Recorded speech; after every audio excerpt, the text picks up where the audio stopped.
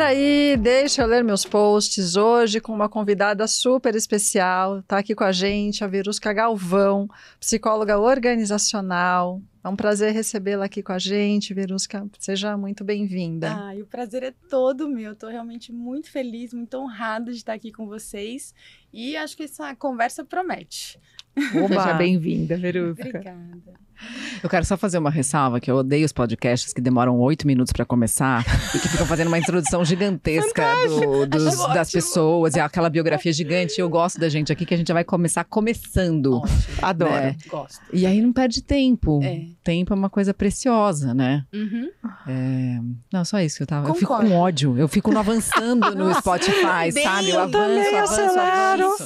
Fica aquela rasgação de seda, né? De onde eu te conheço, porque você sempre foi brilhante. Você marcou minha vida. Ou contando grandes feitos, né? Porque quando fomos até o Himalaia, né? Naquela ocasião, gente... Mas quando tem uma história, ainda vai. Mas quando não tem história nenhuma e você fica tentando fazer, né? Ô, Verusca, vamos direto ao ponto, então. Para quem tá ouvindo a gente e que, de repente... não sabe o que é essa coisa que eu acho chique. Psicóloga organizacional. Boa. Acho um nome bonito, assim. O que significa isso? Bom, psicólogo organizacional é aquele que cuida das pessoas no trabalho, de uma forma muito simples e objetiva, já que a gente está sendo objetivo aqui, né? Então, é aquele profissional que vai realmente olhar para as pessoas dentro, ou que deveria, olhar para as pessoas dentro do ambiente de trabalho, entender como é que elas podem ser mais produtivas, mais eficientes, mas, obviamente, mantendo a humanidade, né? Agora, esse termo organização que a gente dá para as empresas, eu acho ele muito doido. Você não acha? Eu acho. Que é uma bagunça tão grande dentro das empresas e a gente chama elas de organização. Elas são um tantinho desorganizadas, né? Acho que não tá fazendo jus, né? Não tá fazendo jus ao Aqui a gente põe umas pimentinhas, assim, ótimo, sabe? adoro. Eu, como escorpiana, gosto disso. Também, menina. Que dia que você é? Ai, tão perdida hoje, gente. Eu sou 18. Jura? Olha só. Adorei. Meu marido é 16, eu vou fugir. Nossa, tenho mais pra colocar aqui dentro, se vocês precisarem. Não, tá tudo bem, tá tudo a bem. gente já tá tranquilo. Mas sabe, Mayra, essa é uma ótima pergunta, porque também isso me faz pensar, sabe? Assim, eu acho que psicólogo organizacional, tudo bem, aquele que vai lá e organiza de alguma forma o trabalho, né? Agora, chamar as empresas de organização realmente não faz jus, né? O que tá acontecendo, enfim, é o que sempre aconteceu. E outro dia eu tava conversando com um amigo meu que é empresário, e aí a gente tava falando sobre o termo empresa, né? E aí a gente começou a pensar, empresa. Porque nos Estados Unidos a gente chama de company, né? Companhias. Enterprise, né? Coisas desse tipo, né? E aí aqui no Brasil a gente chama de empresa. A gente falou, nossa, o quanto a gente se sente preso, né? Dentro das organizações, sabe? E isso me fez pensar tanto. O é dentro, né? Empresa, né? Me traz uma sensação, e para ele também trouxe isso, uma sensação de prisão, né? De você estar dentro de algo, né? E preso dentro dessa bagunça, né, que infelizmente realmente existe hoje, e o meu trabalho é basicamente ajudar para organizar de fato, né, mas não que seja organizado. Quando você falou do empresa, para mim veio mais do que a prisão, a sensação de ser presa. Eu também. Isso. Nossa. Presa, não no sentido de eu ser presa entre grades, mas eu ser presa quase que um animal, né, na comparação entre o predador e a presa. Faz muito sentido. Tem um outro termo que é utilizado também, que eu não gosto dele, mas inclusive é muito utilizado pelos RHs, que é retenção. Retenção de talentos. E eu sempre questiono muito isso, sabe? Eu falei, qual que é a sensação de você ser retido? É a sensação de poder? Não é? Total. E outra coisa, o seu talento fica lá. Se você sai, o seu talento ficou, né? É uma coisa que tira de você. Exatamente. E por que não a gente... substituir algumas palavras, sabe? Eu tenho trabalhado muito nesse sentido. Posso? De significar algumas coisas, claro. Não, peraí. Daí você chegou a alguma palavra melhor? Engajamento. Tá. Né? Porque o engajamento, ele me traz a sensação de alguma liberdade ainda, né? Então, a retenção, a sensação que eu tenho, e não só minha, como eu vejo isso acontecer, né? De que a pessoa, ela tá presa né, dentro daquele lugar, porque ela está retida, né, porque existem várias estratégias, e assim que é dito, né, para que essa pessoa ela goste de ficar naquele lugar, não que ela goste, mas para que ela fique naquele lugar, né. Deveriam haver mais estratégias para que ela gostasse, exatamente, né? Que aí é onde entra o engajamento, porque o engajamento a gente está falando sobre as relações, né, a retenção não, a retenção me dá uma ideia de um lugar onde eu fico presa, já o engajamento me dá a ideia de que eu me sinto seduzida, sabe assim, né? Eu me sinto encantada, né, por aquele lugar. Então, me dá uma sensação de mais liberdade de escolha, inclusive. Coisa que a gente tem um problema sério em relação a escolhas, né? Quando a gente fala do mundo corporativo, porque parece que todo mundo precisa entrar numa linha de produção, todo mundo precisa ser igual, ter os mesmos comportamentos, né? Numa determinada organização. Exatamente. O que você ia falar? Eu ia falar do termo, dessa coisa de substituir termo. Eu já comentei com as meninas, acho que até em um episódio nosso, que eu tenho sentido um certo desconforto em pensar no termo recursos humanos. Boa. E aí, assim, eu já escutei várias pessoas defendendo o uso disso, mas ainda não está uma coisa confortável para mim pensar no ser humano como um recurso, justamente porque talvez aqui dentro de um determinado viés eu enxergue recurso como algo que está sendo explorado, e o ser humano não é um recurso, né? Ele é parte de um sistema e acho que isso de alguma maneira tá se conectando com a ideia de humanização, que também é um outro desconforto de tema. Eu vou jogar esses dois aqui e soltar. Não, vou ficar soltar a bomba e fica. Não, ficarei aqui. Mas quando foi que a gente entendeu que houve uma desumanização, né? Então, eu fico usando essas duas coisas como paralelos. A ideia de recursos humanos, eu sei que tem empresas que usam o nome, a nomenclatura lá, né? Pessoas, né? People, enfim. Mas ainda é pouco, é raro de se ver isso, né? E a ideia de humanização, porque o óbvio precisa ser dito, né? Sim. E a humanização é devolver, talvez, a ideia de que não é um recurso humano, é um ser com toda a complexidade que isso envolve, humano, oferecendo uma força de trabalho, né? Oferecendo um serviço, enfim. Queríamos te ouvir sobre isso. Historicamente, né? Então, desde a época da Revolução Industrial, houve uma tentativa de se organizar, né, um departamento para cuidar das pessoas. E é bem interessante porque naquela época, se eu não me engano, eram relações humanas. É curioso isso, né? E aí, com o passar do tempo, esse nome foi mudando e virou recursos humanos, que é o que a gente conhece hoje, que realmente pegou. Tanto que muitas empresas fazem a tentativa de mudar para departamento de gestão de pessoas, gente gestão. Eu tenho clientes que tem esse nome também, gente gestão, pessoas e processos, sabe assim? Então, na tentativa de humanizar o termo. Mas não pega. É interessante isso, né? Porque não pega. Então, talvez a gente vai ter que... Eu já fiz algumas tentativas, inclusive, de criar conteúdo sobre isso. De transformar os recursos humanos em relacionamentos humanos, né? Porque, na verdade, o que o RH faz? Ele fica o tempo inteiro cuidando da forma como as pessoas interagem. Para quê? Para que elas façam um bom trabalho, para que elas tenham bons resultados. Mas, infelizmente, a gente não conseguiu mudar isso ainda, né? Então, é algo que está implantado nas organizações há muito tempo. As lideranças gostam desse termo e quem, na verdade, acaba definindo o que vai ser dito ou não, como as coisas se estabelecem ou não, são os líderes, né? Então, enquanto eles não mudarem essa mentalidade sobre recursos humanos... Porque eu acho que é uma mentalidade sobre o que é. Então, é um número, né, que você vai substituir, é o headcount, é aquela mesmo. Coisa de considerar o dinheiro por trás da entrega que aquela pessoa está oferecendo para a empresa, né? Então, acaba sendo o recurso financeiro personificado no recurso humano. Não sei, me dá um pouco essa sensação. Não, mas acho que não é uma sensação, é realmente o que acontece. É usar as pessoas como um recurso para conseguir resultados. Né? Então, um recurso para o lucro, um recurso para o meio e não um objetivo. Exatamente. Desculpa, Má. Verusca, tem uma questão que eu trabalho bastante com esgotamento profissional, burnout e tal, né?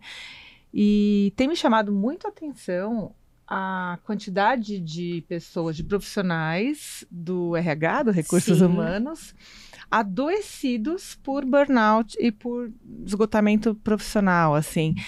E uma coisa que... Ela levantou a mão para quem não tá vendo a gente.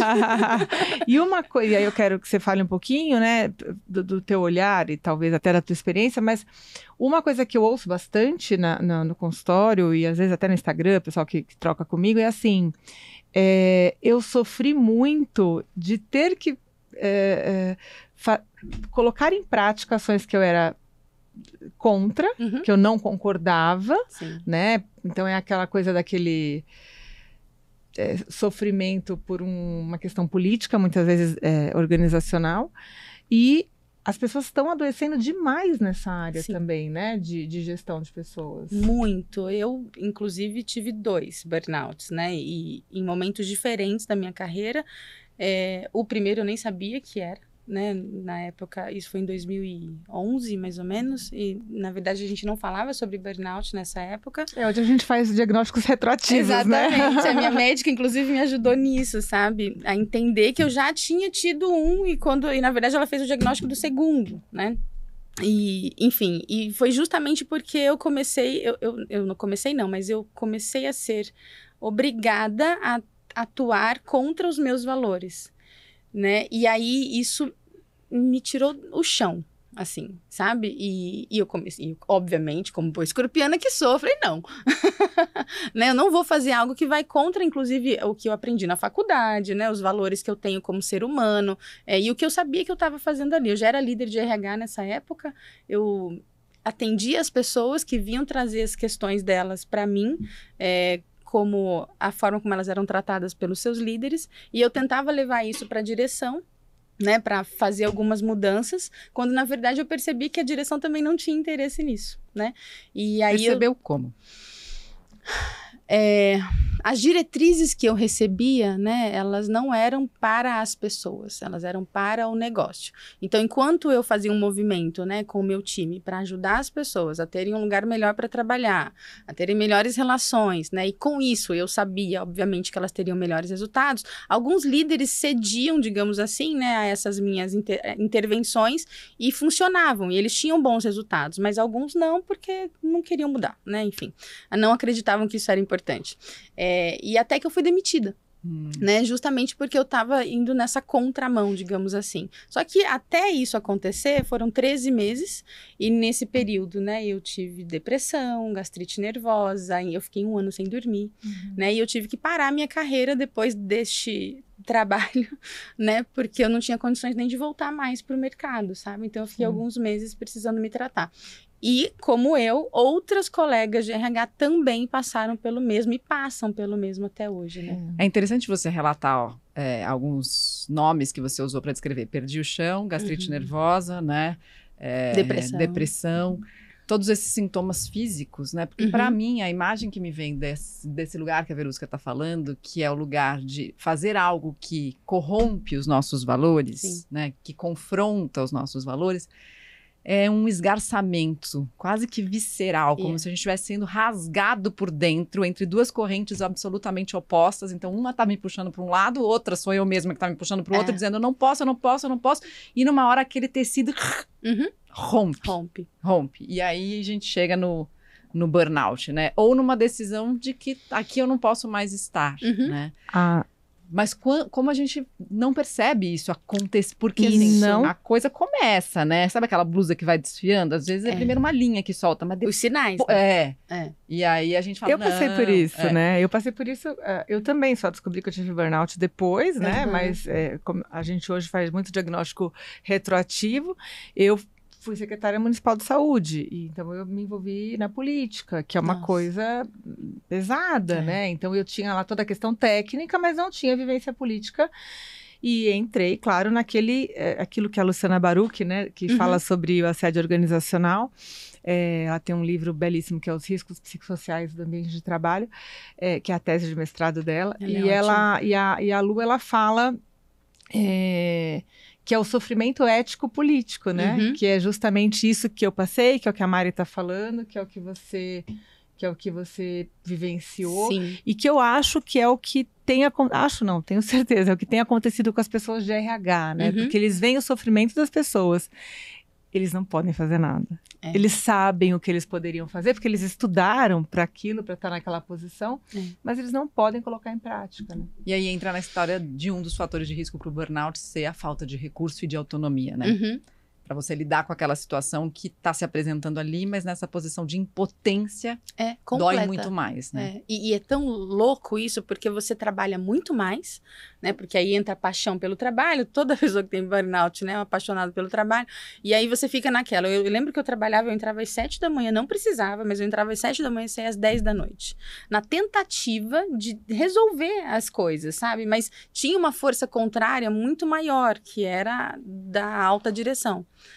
Agora, essa sua fala me lembrou de um termo que eu vi recentemente, eu não sei se vocês viram, que já está sendo divulgado, que é o burn-on. Burnout, Sim.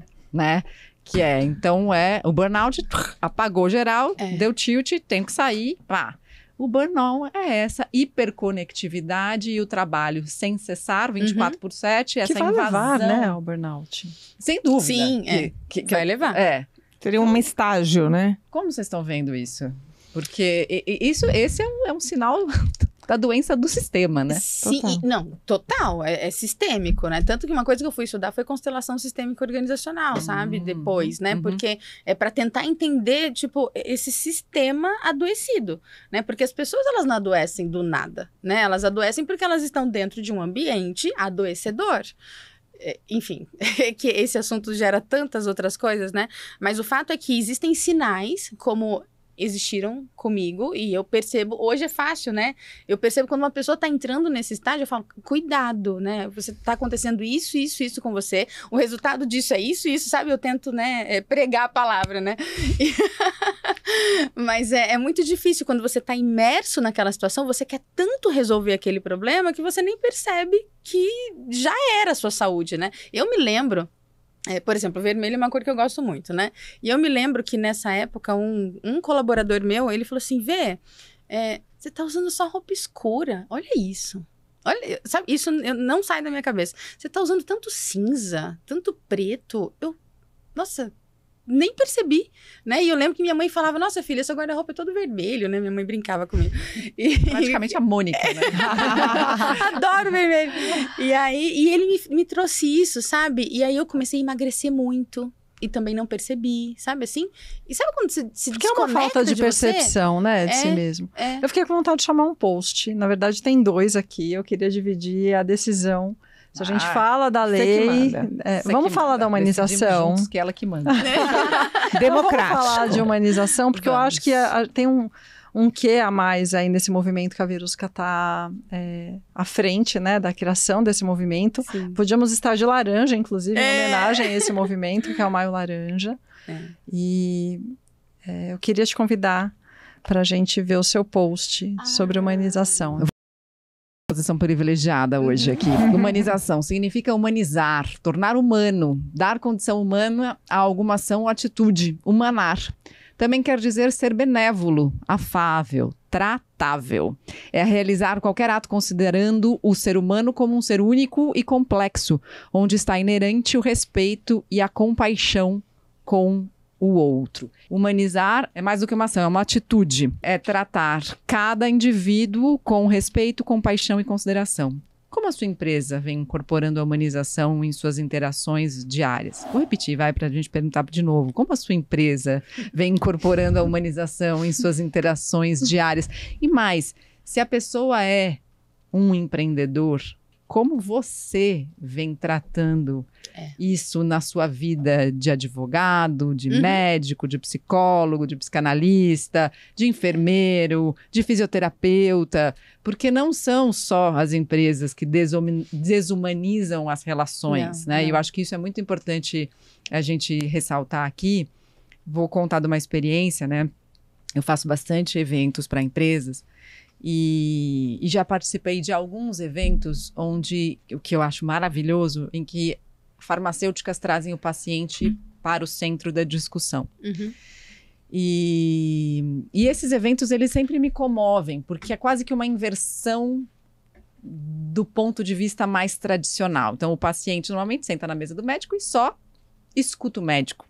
Pouco consegue falar, Na verdade, ele deveria ser muito ouvido, mas o que acontece é que ele está lá para receber toda a lista de coisas que ele deve fazer, muitas vezes que o médico fala e nem faz tudo aquilo, né? A gente sabe disso.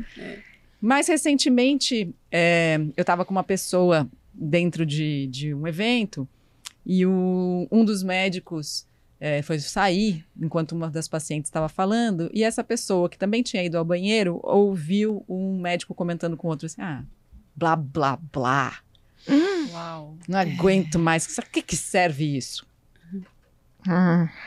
Eu escuto muito. Nessa hora me dá uma vergonha alheia. E aí, assim, né, eu fico me perguntando por que essa pessoa decidiu. E como é que a gente resgata? Porque eu tenho certeza que quando ela decidiu ser médica e profissional de saúde, tinha algo. Era para cuidar. Era para cuidar. Então, mas essa pessoa adoeceu no meio do caminho, provavelmente. Talvez, né? Então, porque todo o sistema é o que a gente está falando. O sistema tá corrompe, adoece, total. Sim. O ambiente, ele influencia demais em quem nós somos. Demais, né? Então, se eu trabalho com pessoas, né, que acreditam que isso é mimimi, que isso é blá, blá, blá, né?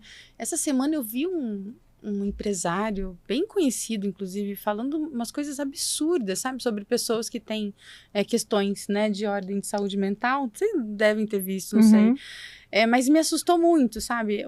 Eu até admirava a empresa dele, achava que era uma empresa de educação, inclusive, sabe? Corporativa, e achava que era uma empresa bacana, mas a fala dele foi tão assustadora sobre pessoas que pedem que tem afastamento mental, né? Pedem afastamento por conta de, né? Porque alguém precisam do afastamento. Provavelmente. Exatamente, e adoeceu lá dentro daquela empresa. Então, as pessoas precisam entender que algumas pessoas falam assim pra mim, e me questionam. Eu recebo muito esse tipo de questionamento. Verusca, mas a pessoa adoeceu fora da empresa. Não, ela adoece dentro da empresa. A pessoa adoece quando as relações são tóxicas, Exato. Quando ela não se sente respeitada, quando ela não se respeita. E isso vai acontecer em qualquer ambiente. Mas talvez ela tenha mais propensão ao adoecimento também. E aí eu acho que tem uma parcela, porque não dá pra gente culpar só as empresas. Não, em qualquer lugar. Tem uma questão de autorresponsabilidade aí, de o quanto eu tô deixando aquilo tudo entrar em mim, o quanto eu tô deixando de me posicionar e o quanto eu tô deixando de me cuidar também.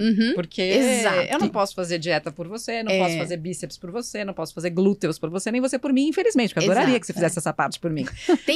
E o quanto a gente esticou essa corda, né? Porque quanto a gente permitiu. Porque o burnout é isso, né? Ele é multifatorial ali. Claro que a empresa, a gente sabe o assédio e tudo mais, tudo que a gente tem sofrendo hoje em dia, os excessos e tal. Mas é o que a Mari disse, tem um papel da pessoa... Do autocuidado, do estar ligado, até que ponto eu vou tolerar isso, que é primordial e talvez tanto mais do que esse lado que quer me levar para baixo. Posso dar só um né? depoimento pessoal que aconteceu comigo na volta da nossa viagem à Chapada Diamantina, agora recente, né, que a gente foi para lá, que eu me percebi muito. No primeiro dia que eu cheguei, eu fui caminhar para vários lugares diferentes. Eu tinha coisas a fazer e eu fui caminhando. E isso vindo da Bahia, né? Essa energia baiana chegando em São Paulo, caminhando e olhando para as coisas de um outro lugar. E especialmente eu me percebi olhando para as pessoas de um jeito que eu não estou acostumada a olhar. Então eu falei bom dia para as pessoas na rua. Eu entrei nas vendinhas, eu fui comprar umas coisinhas num mercadinho pequeno perto da minha casa.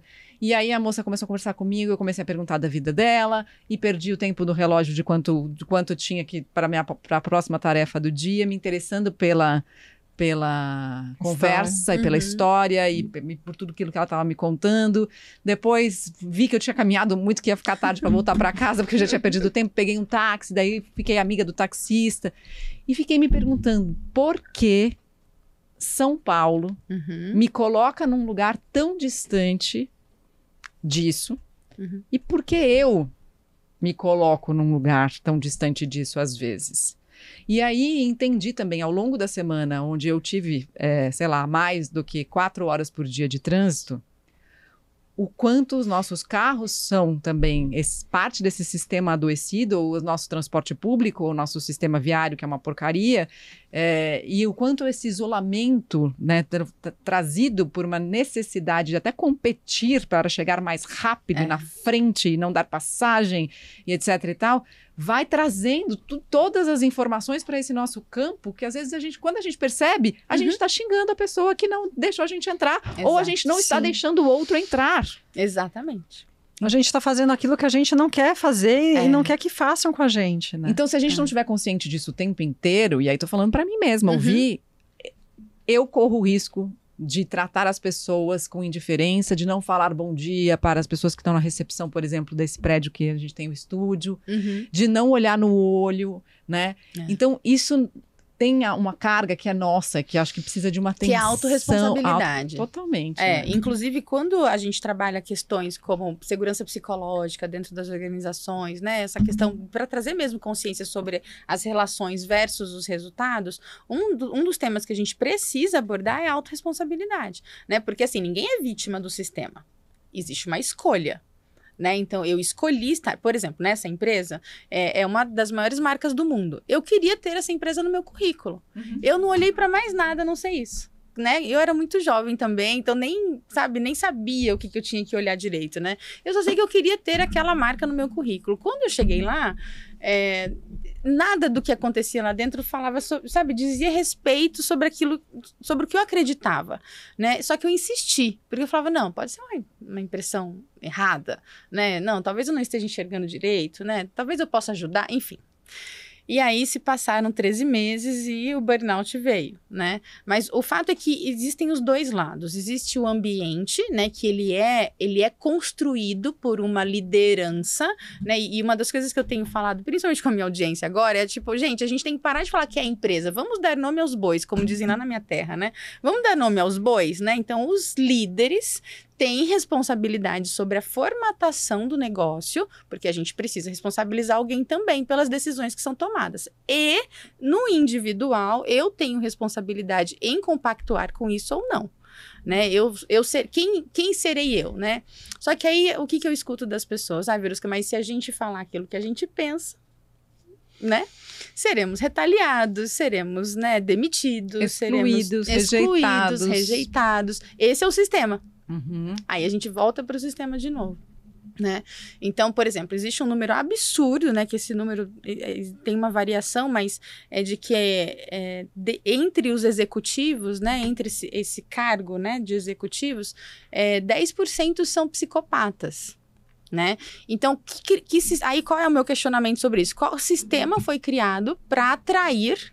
Olha só que interessante, né? A gente criou um sistema que atrai psicopatas para o poder, para cargos de CEOs, né, da alta direção das organizações.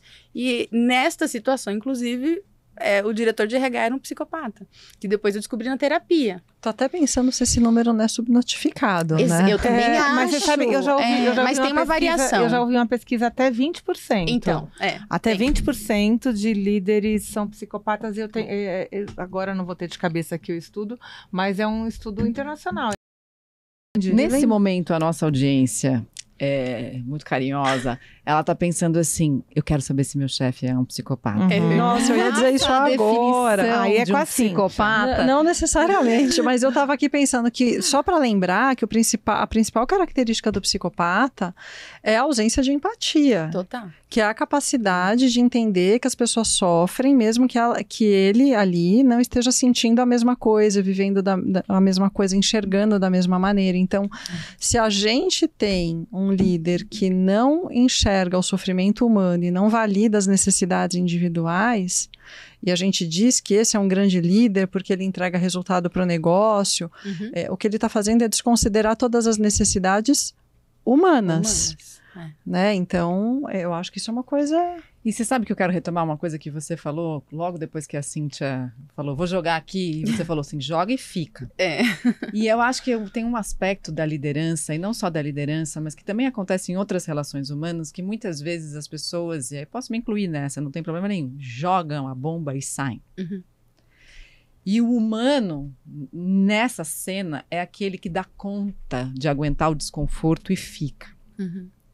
E aguentar o desconforto é muito desconfortável. Muito. E a gente está desacostumado ao desconfortável. A gente tem sofá, agora a gente tem vidro elétrico, a gente tem água encanada, a gente tem um interruptor e acende a luz, ar-condicionado. Vou falar o básico. Ou a gente fala pra Alexa fazer, né? Exato. E à medida em que a gente foi se acostumando com todos os confortos da vida, a gente foi ficando ruim em suportar o desconforto implícito em qualquer relação. Exatamente, exatamente. A Mari fez pra mim, Verusca, só te cortando. A gente tava na Chapada semana passada, não sei exatamente que dia que vai programar o ar. E talvez ela não lembre, mas a gente fez uma roda de conversa entre todas que a gente fez que foram uau, né? Foi. Mas teve um feedback que ela me deu ali de alguma questão que eu coloquei na roda. E aí no final era para mexer em alguma coisa bastante desconfortável para mim.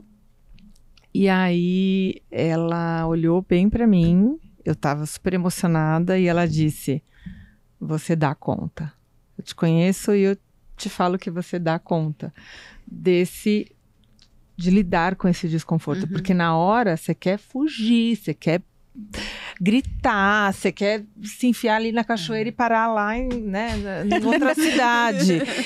Então, assim, a gente pode dar conta, né, Verusca? Podemos. Só que a gente precisa criar um ambiente favorável para isso. Só uma coisa, esse ambiente é favorável. A Cíntia me fez carinho por baixo da mesa. Ai, que eu achei o máximo.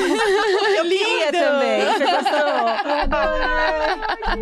É que a gente tá muito emotiva. Vamos pra Chapada, desculpa. Não, você tem que ir com a gente na próxima. Eu amo a Chapada Diamantina. Tá sério. Eu amo a Bahia. Eu já tô querendo abraçar aquela. É que a gente tá tão acostumado com a ideia do des-humano, sem se dar conta, que não percebe que é isso, é permanecer, é olhar nos olhos de alguém que está te dando um ponto de reflexão importante sobre você, duro, né? E um feedback, de ouvir, né? e de dizer também, e ficar, entender que aquilo não significa desamor, que aquilo não significa Pelo desaprovação.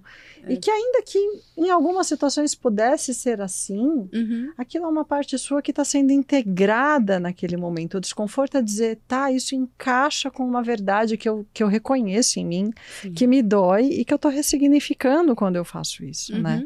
E a intenção, né? Reconhecer a intenção também, né?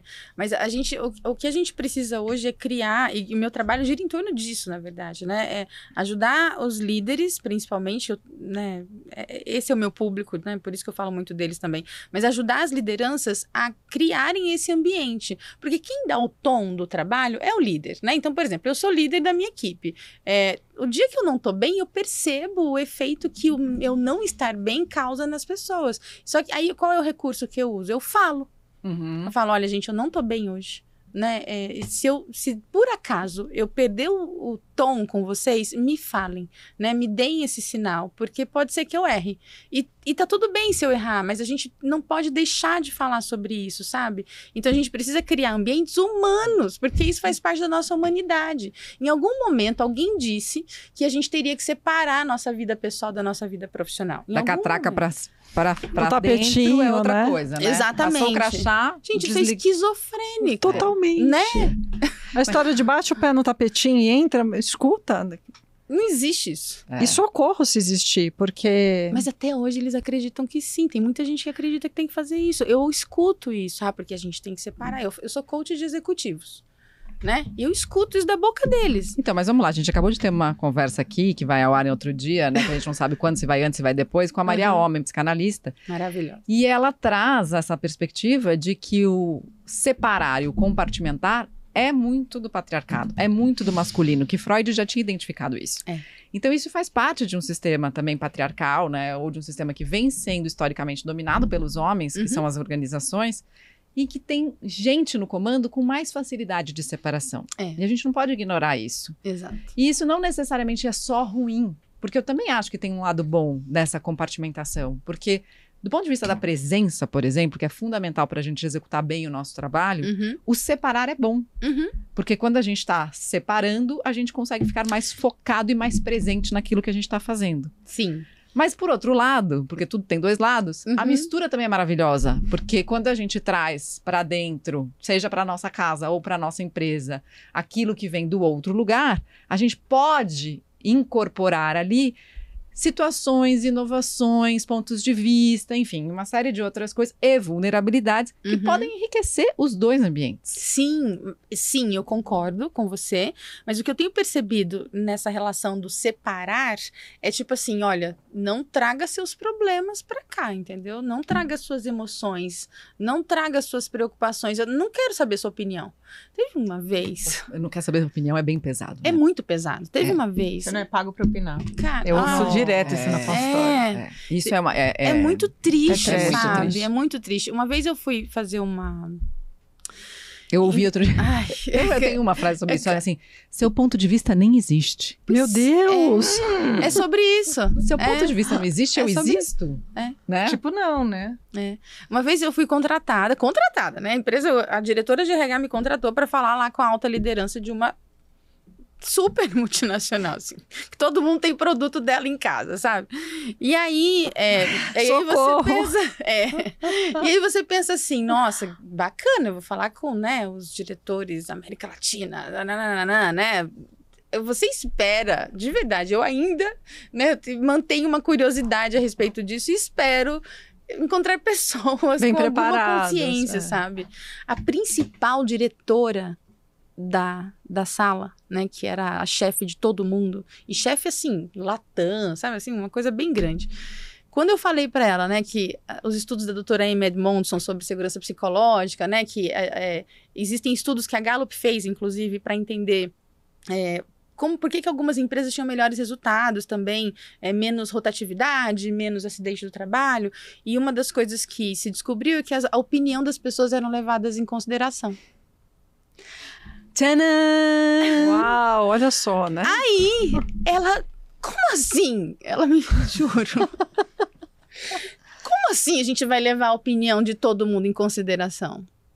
Essa foi... Tipo, na hora, isso bateu em mim, assim, de um jeito, sabe? Então, e como é que você responde, reage a isso? Porque... Respiro. Porque isso aí mexe comigo em vários lugares, né? Assim, principalmente o histórico de assédio que eu já vivi. Porque o burnout, ele nunca vem só, né, de tudo isso que a gente falou, mas vem de outras coisas também, como assédio. E aí, ela foi muito violenta, né? E isso vindo de uma mulher ainda traz, né, uma agressão, assim, de um outro lugar também. E eu respirei, me voltei para o material que eu tinha preparado, né? E eu trabalho com esse público, a gente precisa trabalhar com dados, né? Então, pesquisas, enfim. Mas só que mesmo eu trazendo os resultados das pesquisas para ela, né? Que estão mais do que comprovados, que quando as pessoas são elas mesmas, elas são mais produtivas, né? Quando elas são escutadas, importa que elas se sintam felizes, inclusive. Exato. Valorizadas. Exato.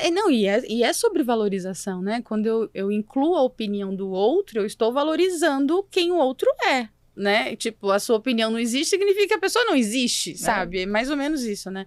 Ela não quis saber, ela se fechou completamente e ela usou isso de chacota durante o workshop inteiro, sabe? Porque realmente a opinião de ninguém ali... Como assim? A gente não vai ouvir todas as pessoas. É um descrédito sobre o ser humano, e assim, também na condição, olhando um pouco até para talvez um olhar de compaixão para essa pessoa, né, para essa mulher, por trás de toda a prepotência, arrogância, existe uma grande dor, uma insegurança, assim, quase que fundamental na personalidade. Então, e se eu realmente me importar com a opinião de todo mundo, será que eu dou conta? Será que a opinião dessas pessoas me reprova? Eu faço o que com isso? E aí, para não entrar em contato, né, com essa impotência, sem perceber, sem ter consciência mesmo, a pessoa olha para isso e faz a chacota, né? O humor como uma fuga, né? Nesse uma defesa, caso. Né? Será que eu continuo sendo importante depois de todo mundo trazer... Todo mundo não, depois de muitas pessoas se eu tiver que considerar a opinião das pessoas, o que isso fala sobre a opinião das pessoas que são fundamentais na minha vida, sobre mim e a minha própria opinião sobre tudo isso. Exatamente. E o que eu percebo na alta liderança, inclusive das empresas, é o medo. É o medo de não saber lidar com o que vem do outro, porque não existe um preparo mesmo, né? Ninguém foi educado para isso, né? Ainda mais nas lideranças. Os líderes não foram bem preparados para ocupar essas posições, porque quando chega um determinado nível da carreira, essas pessoas elas não lidam mais com processos. Elas lidam somente com pessoas, né? Somente, o Daniel Goleman, ele mesmo fala, né? O pai da inteligência emocional, que de 80% a 90% do nosso sucesso se deve à inteligência emocional, né? Só que quando você está em posições de liderança, é praticamente 100%. Porque você precisa se relacionar, você precisa saber como se relacionar. Ontem mesmo, eu comecei um processo de coaching com um superintendente de uma instituição financeira, e aí ele acabou de ser promovido de diretor para superintendente. E aí eu perguntei para ele, o que você acha que você precisa desenvolver? Né? Sem a gente avaliar nada agora, né? O que você acha que você precisa desenvolver? Aí ele me respondeu, eu preciso entender como é que eu agrado o conselho, né? E como eu lido com as pessoas, olha só. Porque é como se ele precisasse ser 2 pessoas, né? E não uma só.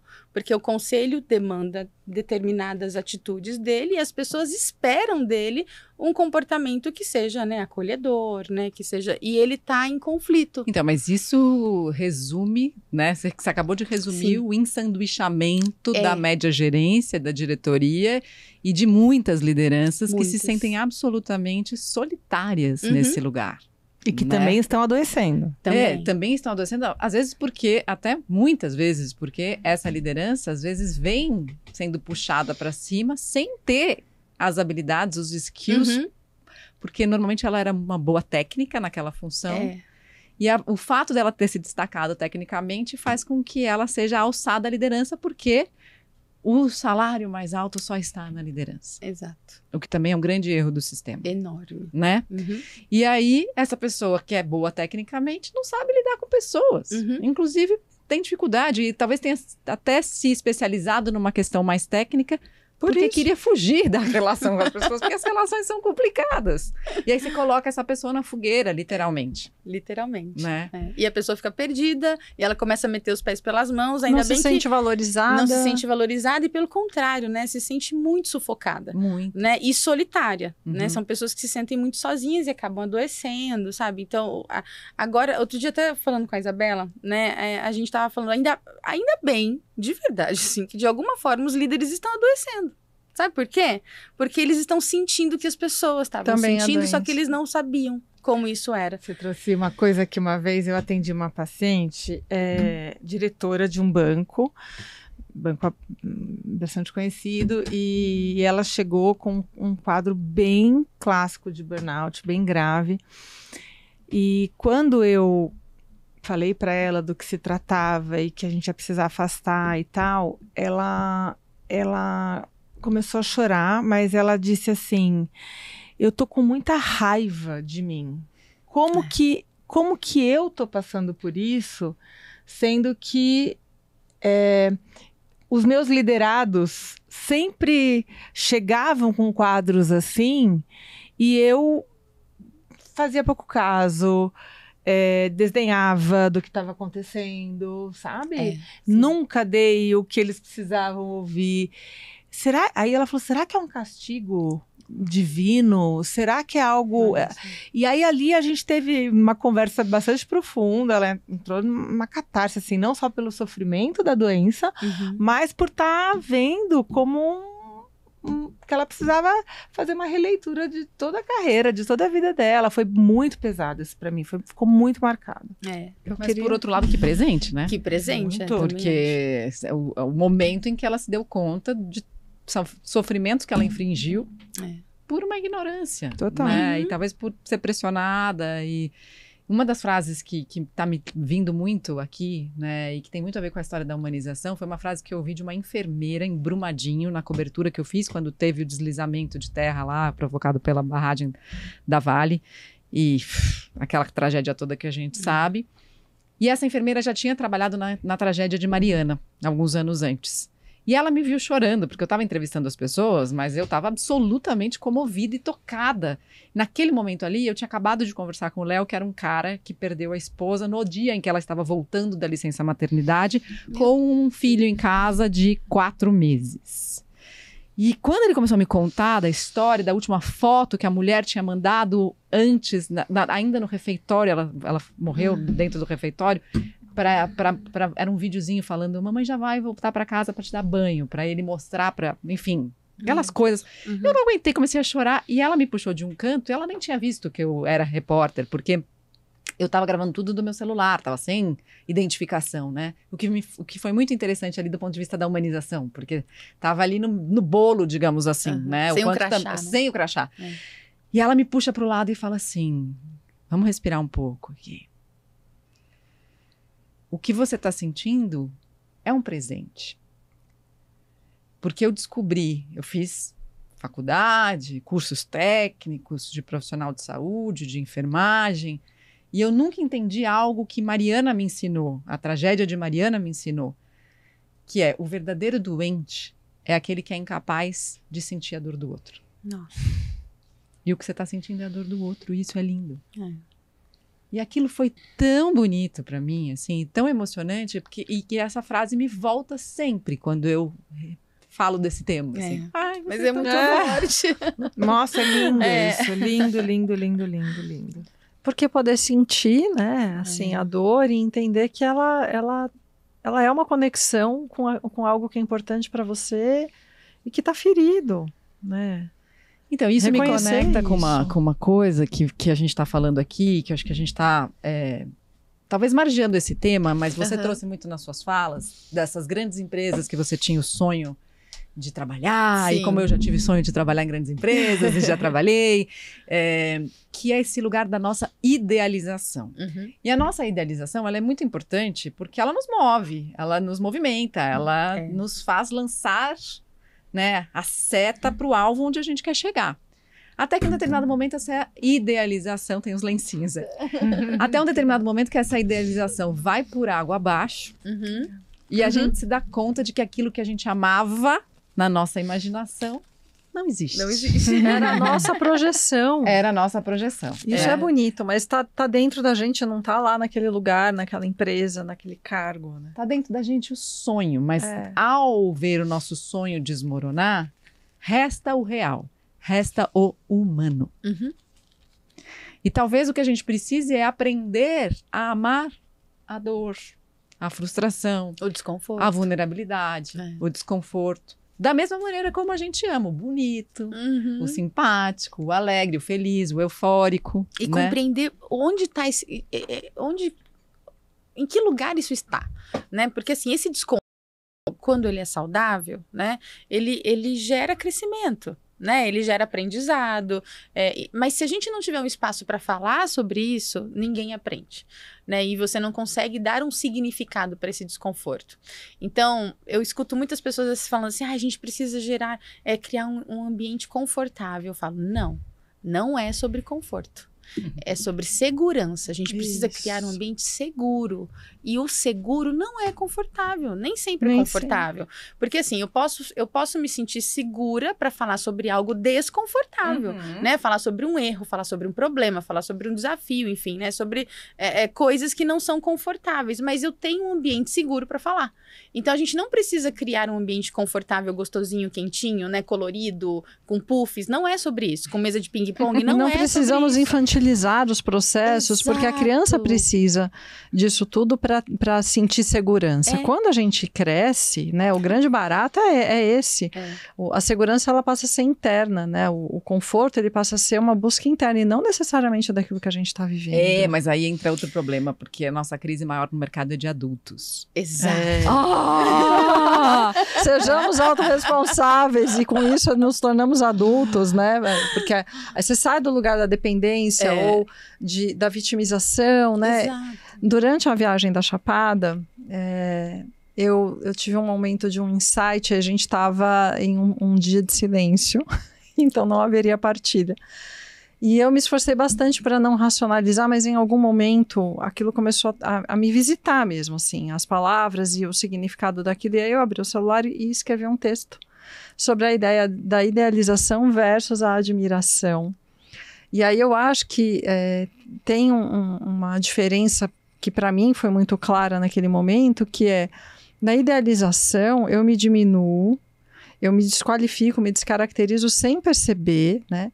Enquanto que na admiração, eu cresço com aquilo que eu enxergo no outro que não é perfeito, né? Que é humano, justamente. Essa coisa da humanização, né? Que vem na admiração do que é real, né? Do desconforto, da falha, da dor, dos processos que nos ajudam a nos responsabilizarmos pelos desconfortos, né? E buscar essa segurança. Então, a gente não falou da saúde mental no trabalho com relação à lei, e tem um post aqui gritando para mim, é uma tarefa. Eu não sei se a gente vai entrar nesse tema agora? Só menciona, não sei, ou não sei se cabe, mas só para dizer que isso, assim, tá tão notório que a preocupação, né, da necessidade de se falar sobre isso, ou se normatizar, ainda que não seja um caminho da idealização, né, de, então agora as empresas têm uma lei, elas serão incentivadas, estimuladas. Não necessariamente esse é o caminho todo. Na verdade, é só o primeiro passo de muita coisa. Né? Talvez o que a gente possa falar aqui sobre isso é que se não houver uma norma, talvez elas não façam. Né? Então, se a gente tem uma lei, né, o que a gente pode tirar de melhor dessa lei? Existe uma recomendação nessa lei, né? Não existe uma obrigatoriedade, né? Existe uma recomendação nessa lei, né, de que a empresa, para ela receber lá o selo, né, de empresa promotora da saúde mental, se não me engano. É isso mesmo. É isso, né? De empresa promotora da saúde mental, ela precisa ter determinadas práticas, né? Quando eu falo sobre humanização, quando eu pergunto para as pessoas, né, o que você acha que é uma prática de humanização? As pessoas não sabem responder. É sério isso, né? Quando a gente pergunta o que é um ser humano, o que caracteriza um ser humano, as pessoas não sabem pensar, responder. sentir, se relacionar, talvez, né? Então, tipo, socializar, então as pessoas não sabem responder. Então a gente precisa, sabe, o óbvio, né, o básico, a gente precisa voltar para o básico, sabe? O que é um ser humano? O que caracteriza um ser humano? O que nos caracteriza como seres sociais, né, que somos? O que caracteriza uma prática de humanização? Por causa do movimento Mais Humanizado, eu tive a ideia de criar posts com práticas. Chega a ser assim... quando eu tava criando, sabe? Eu falei, gente, sério mesmo que eu preciso falar sobre isso, sabe? De verdade. E sim, por favor. Começamos, inclusive, né? Mas o óbvio precisa ser repetido inúmeras vezes, incansavelmente. É isso que eu tenho aprendido. Fala aí, 3 práticas de humanização. Então, a primeira que eu escrevi, exatamente. Olhar para as pessoas. A primeira que eu escrevi, inclusive, ontem à noite eu estava escrevendo para minha social media, criar as artes, né? Ontem à noite eu estava escrevendo. A primeira que eu escrevi é: cumprimente as pessoas, olhe nos olhos e dê espaço para elas falarem. Tipo, é uma prática de humanização, né? E aí, Verusca, mas para que isso? Observe o resultado, tem estudo né? Disso, né, Verusca? Sim, que eu acho que é super importante a gente falar, porque está parecendo assim que, que é muito óbvio e que é bobo, inclusive. Mas vários estudos mostram que o fato de a pessoa não dar bom dia, né, para outra no ambiente de trabalho, provoca nessa outra que você abaixou a cabeça no corredor e você não cumprimentou. Fantasias que atrapalham a produtividade. Portanto, se você incentivar o bom dia entre todos os seus colaboradores e colaboradoras, a sua empresa vai produzir mais. Exato, isso tem a ver. Você vai ganhar mais dinheiro. Parar de usar tempo pensando no porquê não me deu bom dia, não gostou do meu relatório ou não viu o meu e-mail. E não é nada, às vezes a pessoa só não olhou. E precisa ouvir isso. Ai, desculpa. Imagina. Eu fico empolgada. Vai, segunda prática. Não, mas sobre isso ainda, existe um fenômeno que acontece com qualquer ser humano, que é o gerenciamento de impressão. Nós, né, por sermos seres sociais, nós ficamos o tempo inteiro pensando: o que será que fulano tá pensando de mim? Será que eu tô fazendo bem o trabalho? Ninguém tá me dando feedback para me dizer se eu tô fazendo um bom trabalho ou não. Isso é gerenciamento de impressão, né? Então, é tão simples, tem um nome bonito, né? Mas é sobre você enxergar o outro. E sobre você dizer o que você está enxergando, sabe? Você sabe que eu tive uma terapeuta com 20 anos, que foi uma pessoa que me ajudou muito na vida. Foi logo depois do luto da minha mãe, né? Depois que a minha mãe... Mas, obviamente, eu estava ingressando no mercado de trabalho naquela época. E mais ou menos nessa fase, um pouco depois, eu mudei, porque eu era estagiária na TV Globo, e depois eu fui trabalhar na Rádio Bandeirantes. Uhum. E como estagiária, a Globo dava muito feedback de tudo que a gente fazia, porque a gente estava aprendendo. E o projeto era muito legal dos estagiários na Globo. Era um projeto incrível, né? Foi mudando ao longo do tempo, mas continua sendo um projeto muito interessante. E quando eu fui para a Rádio Bandeirantes, eu sentia uma falta. Falei, cara, mas estou fazendo isso bem feito? Não estou fazendo isso bem feito? Estou indo pelo lugar certo? Não estou indo pelo lugar certo? Ela falou assim, mas de quem você quer o feedback? E aí eu dei uns nomes lá para ela. Eu falei assim, não, só me interessa o feedback desta pessoa e desta pessoa, que eram as pessoas que eu admirava. Ela entra na sala e pede. Eu falei, você tá louca? Acabei de chegar, eu tenho vou entrar juízo. nessa sala, tenho juízo. E aí ela começou a tirar os obstáculos, porque eu acho que um bom terapeuta, ele tira os obstáculos da sua própria frente para fazer você acreditar que você é capaz, porque no fundo você é capaz. Uhum. E aí eu batia lá e falava assim, vem cá, deixa eu te mostrar um texto que eu acabei de escrever para ver o que você acha. Dá uma cara de pau. E aí a pessoa corrigia o meu texto. E às vezes falava tá bom, às vezes falava tá ruim, mas o fato da pessoa ver o meu texto me deixava numa posição tranquila que eu fui crescendo naturalmente lá dentro. Exato. Porque aquilo me aliviava a pressão que eu sentia por não estar sendo vista. Ô Mari, tem uma coisa de horizontalizar também, né, as relações. Então, assim, é uma pessoa que eu admiro, mas é uma pessoa acessível. É um ser humano. Hello! Isso! É um ser humano falando com o outro. Então, essa coisa de horizontalizar. Uma vez a gente fez uma vivência pela Soumi, em uma empresa de advocacia, que foi super horizontalizada a experiência. Uhum. Tinha ali, no mesmo treinamento do dia todo, não foi só em alguns momentos, não. Os donos da empresa, até o pessoal que é o estagiário ou o prestador de serviço, as pessoas que fazem o café, que organizam os espaços, tinha todo mundo lá. Isso é incrível, né? Bem legal. Isso é incrível. E assim. Viu, Ana Paula? Só uma coisa, tem que usar essa oportunidade de gerenciamento de impressão. Porque essa pessoa, ela chegou aqui hoje, ela falou assim, o que a Mariana pensou de mim que acabou de voltar da Chapada e foi para o shopping center, porque ela comprou umas coisas pra... Comprei umas coisas sábado. E aí, e como isso estava dentro da cabeça dela e não na minha. Olha só. É muito louco, sobre né? isso. Claro, tô falando dela porque eu também me Sim, identifico, eu faço claro. isso o tempo inteiro. Todo mundo faz! Todo mundo! Na hora que ela falou isso, Má, eu pensei na hora. Eu falei, cara, eu fiz isso hoje com a Mari. Todo mundo faz. Porque entre as coisas que eu pensei na hora, eu fui ao shopping, enfim, não importa a razão, e comprei umas coisinhas pra Mari e trouxe hoje pra ela. Eu falei assim, você deve estar achando louca, né? Que eu saí de um retiro na Chapada e fui pro shopping depois de 2 dias. Porque ela comprou os E ela potinhos só para as lancheiras dos meus filhos. E eu nossa, cara, ela vai falar o quê, né? Obrigado. Não aproveitou. Não, ela falou, valeu, obrigada. Lógico. É isso. Olha só, é sobre isso. É sobre você falar o que você tá pensando. E outra pessoa fala, não, nada a ver. O que ela tá pensando, obrigada, no caso. E sabe, você evita um conflito, você evita retrabalho, né? Você evita perda de tempo, enfim. E você melhora os resultados. Por isso que o resultado desse podcast ficou incrível. Pena que tá acabando. Muito obrigada. Jura? Sim. Já? Não, mas só uma coisa sobre essa história da lei. Só pra gente não perder essa história da lei, né? Pra ganhar o certificado. Não vale a pena fazer tudo para ganhar um certificado. Não né? vale. Então é só para a gente entender que é assim, legal, bacana, estamos olhando para essa questão do ponto de vista da saúde pública, o que eu acho que é fenomenal, incrível e, né, temos que valorizar esse momento. Mas, por outro lado, qual é a sua motivação verdadeira para conseguir o certificado? E eu acho que isso vale muito cada um, cada líder fazer internamente. Porque se eu quero o certificado só para ter o certificado, gente, a gente está falando de saúde. Saúde humana.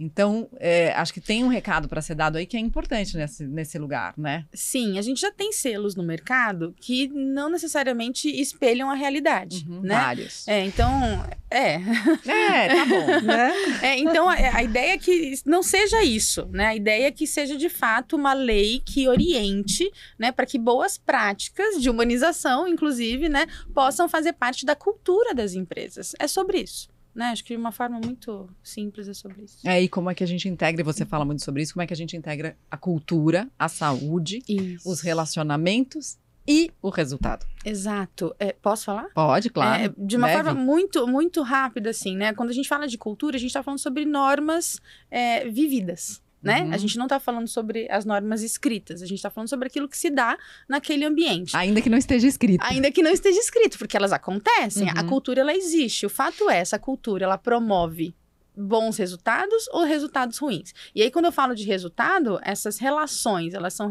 relações de qualidade ou são relações de má qualidade, né? São relações que as pessoas, elas podem interagir entre elas com segurança, né, de serem quem elas são, o que promove a saúde mental, né, ou são pessoas que vivem sob o medo, sob o controle, né, sob o julgamento, né, silencioso, enfim, então essa cultura nada mais é do que criar condições para que as pessoas sejam elas mesmas, e a consequência da cultura é a saúde mental, é o bem-estar, é a qualidade de vida, né, desde que essa cultura tenha normas claras e sejam vividas, né, a começar a empresa. Porque a gente já sabe que, do ponto de vista de saúde mental, um dos fatores, se não o mais, eu acredito que o mais protetor para que a gente não adoeça, são vínculos fortes. Com certeza, E na verdade é isso mesmo. Né? Se a gente não tiver segurança para poder expor as nossas dores, as nossas fraquezas, para pedir um feedback, para fazer um pedido. Feedback, porque senão eu vou, né? Exatamente. Isso é humano. Isso é humano. Somos humanas. Que bom! Ainda bem! Acabou, Nossa, mas muito obrigada. Eu que agradeço. Obrigada. Foi muito importante, impactante, especial ter você aqui com a gente. Espero que as pessoas que estão aí nos acompanhando tenham sentido a vibração que a gente teve aqui com esse tema. Mandem histórias, depoimentos, feedbacks. A gente também está aqui aberto, horizontalizado, para receber aquilo que vocês podem e querem contar pra gente. E eu aprendo com a Ana Paula. Se inscreve no canal, compartilha esse episódio. Isso mesmo. Maravilhosa! Manda e-mail pra gente continuar essa conversa. Manda lá no podcast@soumi.com pra gente poder falar mais sobre isso. Conta a sua história, porque eu acho que as histórias... A gente aceita o seu ponto de vista aqui. Exato. A gente quer o seu ponto de vista. A gente quer ouvir as suas opiniões. Porque somos humanas. Exatamente. Que bom. Obrigada, Vê. Obrigada a vocês. Tchau, tchau.